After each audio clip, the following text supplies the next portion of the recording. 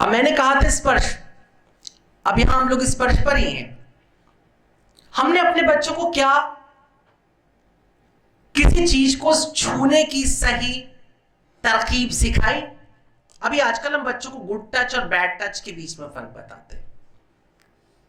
बहुत बड़ी मुहिम चल रही, गुड टच और बैड टच। ये बहुत बड़ी समस्या है आने वाले समय में, बहुत बड़ी समस्या। ये पता है बच्चों को बड़ों से अलग करने की बहुत बड़ा षड्यंत्र एक दिन शामिल साबित होगा, बहुत बड़ा। आप भारत के बाहर यूरोप और अमेरिका, कई बहुत अच्छे सो कॉल्ड देशों में जाएंगे तो वहां आप अपने बच्चों को लेके एक सर्टेन एज के बाद साथ में नहीं सो सकते।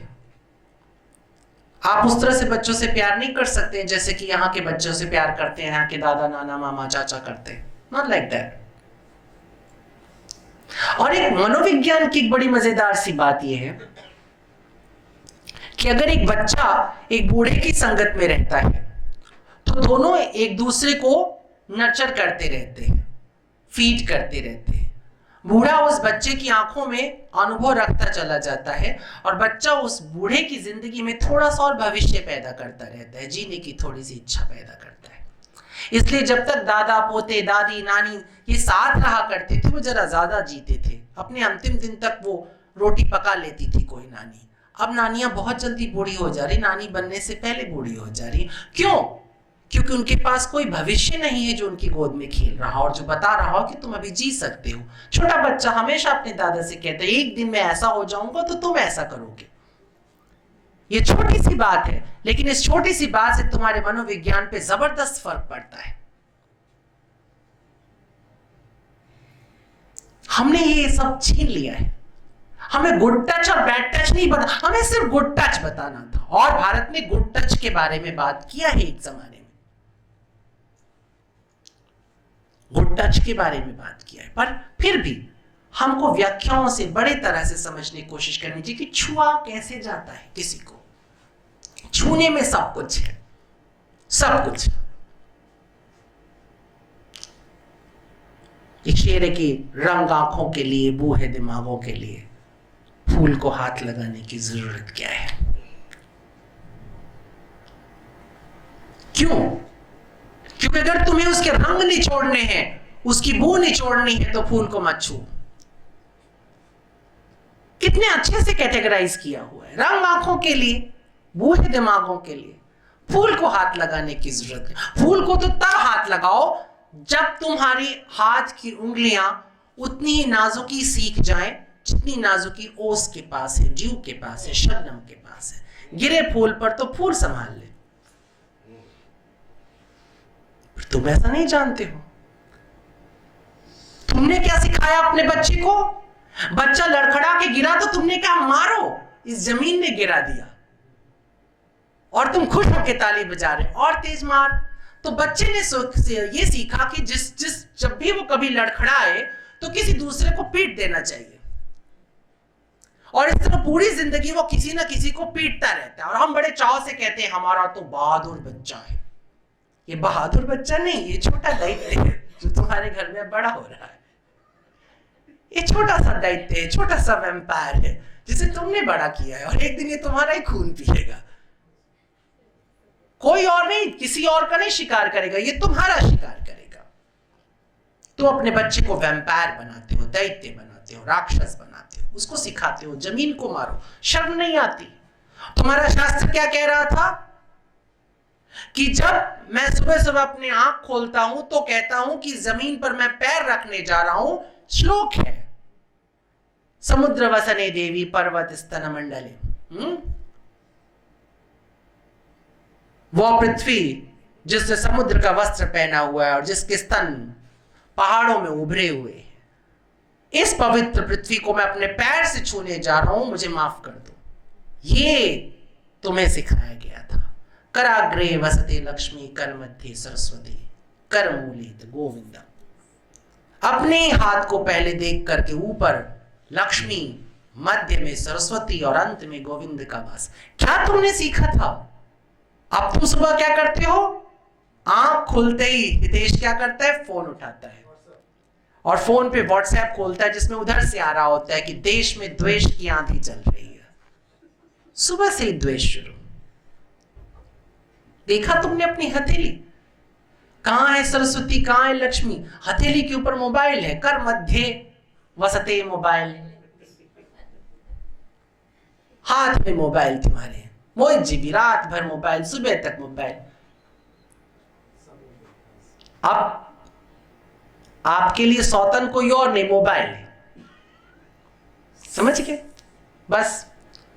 और आप इस सौतन को उससे अलग भी नहीं कर सकते, क्योंकि प्राण जाए मोबाइल ले जाए। यह हालत है।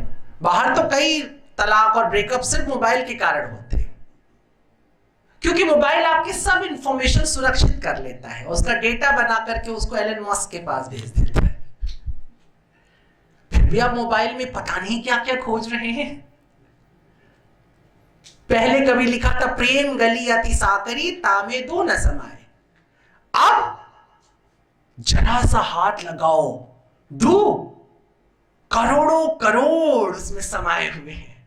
वो है प्रेम की गली अब तुम्हारे पास, ब्लिंक करती रहती है तुम्हारे चारों तरफ। हमने क्या सीखना था? हमने सीखना था छूने की कला, और हमने क्या सिखाया? मारने की कला, तोड़ने की कला, नष्ट करने की कला। तुम्हारा समाज तुम्हारे हाथों नष्ट हुआ है, किसी अन्य के हाथों ने। धृतराष्ट्र के हाथ से समाज उसका कौरव वंश नाश नहीं करता है, कौरव वंश नष्ट हो जाता है गांधारी के कारण। धृतराष्ट्र कहता है मेरी तो आंखें अंधी थी, तुमने अपनी खुली रखी होती। ध्यान रखना, माता कौन है जो परवरिश करती है, पिता कौन है जो जन्म देता है। गलती से हम पैदा तो हुए हैं अंधे समाज के भीतर, पर अगर हमारी परवरिश खुली आंखों से की जाए तो हम अर्जुन बन सकते हैं, हम युधिष्ठिर बन सकते हैं, हम कृष्ण बन सकते हैं। और अगर हमारी आंखें बंद हो जाए, हमारी परवरिश आंखें बंद करके की जाए, आंखों पर पट्टी बांध के की जाए, तो हम दुर्योधन बनते हैं, दुशासन बनते हैं, हम विनाश करते हैं। इससे पहले कि तुम मोहब्बत की दुनिया में गोते लगाओ, तुम्हें ये जानना बहुत जरूरी है कि किसी को कैसे छुआ जाए। तुमने किसी का पैर, आपको पता है पैर छूने की भी कला है हमारे यहाँ। अभी तो घुटना छू रहे हैं, नाभि छू रहे हैं, मुंह ही छू रहे हैं, कुछ पता नहीं है। अब तो दूर से छूते हैं, है ना, इतने दूर से। क्या मतलब है? अभी शमी ने आकर के दंडवत किया, रेयर है, बहुत रेयर है।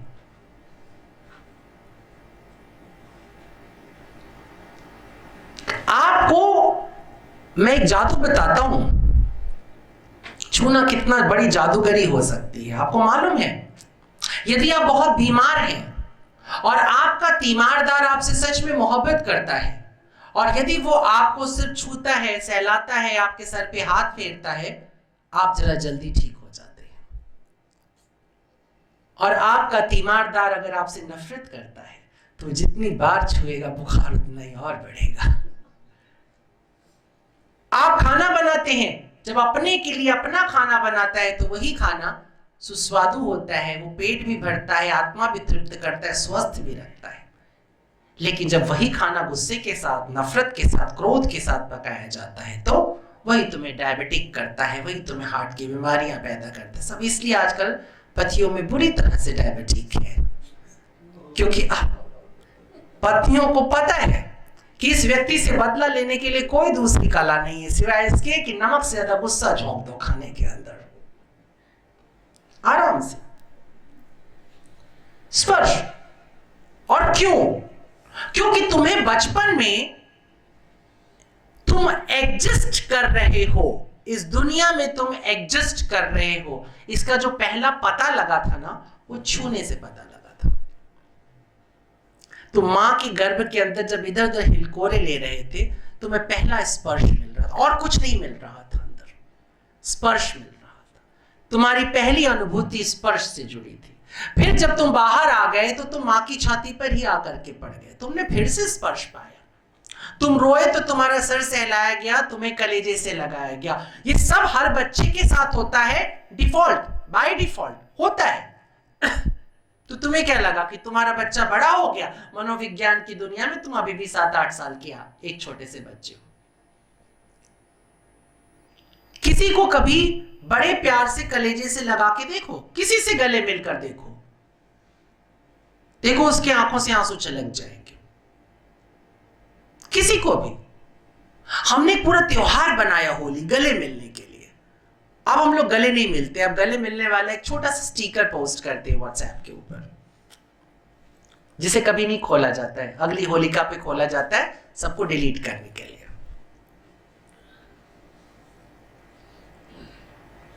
किसी को भी जब आप गले लगाते हैं, किसी का माथा स्पर्श करते हैं, किसी को जब आप छूते हैं, तो उस व्यक्ति के भीतर वो सारा का सारा सौंदर्य, वो सारा का सारा रस प्रवेश कर जाता है, या वो सारी बदसूरती जो आपके भीतर उस वक्त विद्यमान है। इसलिए हमने अपनी ऐतिहासिक दुनिया में देखा कि हमारे यहाँ एक मसीहा पैदा हुआ, ईसा मसीह। हमारे यहाँ माने मैं इस दुनिया की पूरी बात कर रहा हूं। और ईसा मसीह का सबसे बड़ा चमत्कार क्या हुआ? ईसा मसीह का सबसे बड़ा चमत्कार यह था कि वो छू करके मुर्दे जिला सकते थे। उनके छूने से मुर्दा जी उठता था। एक बार मुझे किसी ने जेएनयू में कहा कि ईसा मसीह छू देते थे, मुर्दा जी उठता था। परमेश्वर का पुत्र छू देता था और मुर्दा जी उठता था। मैंने कहा बहुत सुंदर है, पर ऐसा नहीं कि हमारे पास ये नहीं है।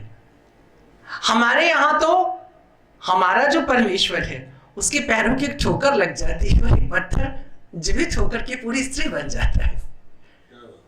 सिर्फ ठोकर लग गई।